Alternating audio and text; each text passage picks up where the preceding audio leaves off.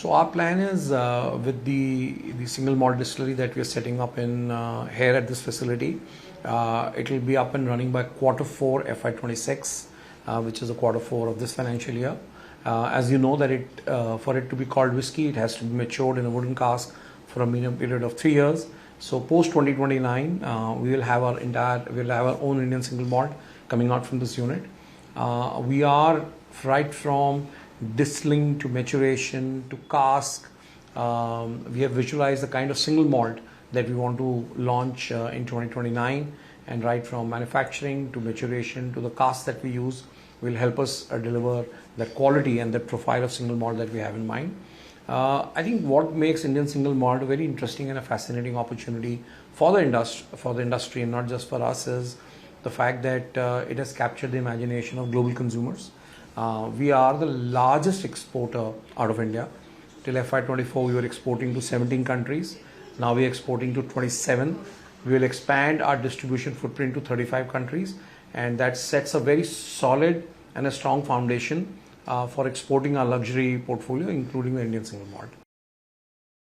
So we believe that on back of our economic growth, younger population, the two reductions that we've seen in GST indirect tax or reduction in the tax will allow the consumers to premiumize further. Our outlook is we see our volumes growing by double digit, but we see our net sales value to grow by mid double digit on back of all the work that we're doing in the capex area today here. When we're talking about our plant, we also see a significant impact on our gross margins. We're already at about 43%.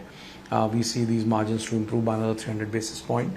And our EBITDA, which FY24 was all of 7.5%, last year we were at 13%. Our guidance over the next 2 or 3 years to get the EBITDA to about 17%. So at ABD, we want to understand the customer need better.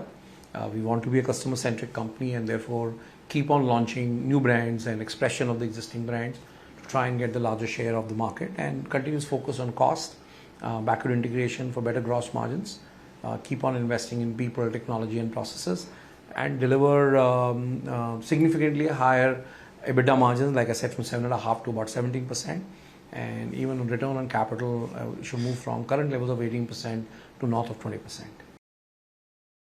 So revenue, our guidance is mid double digit growth year on year. So next 3 years, we will see more than 50% increase in our net sales value. For it to double, it will take maybe about a little over 5 years.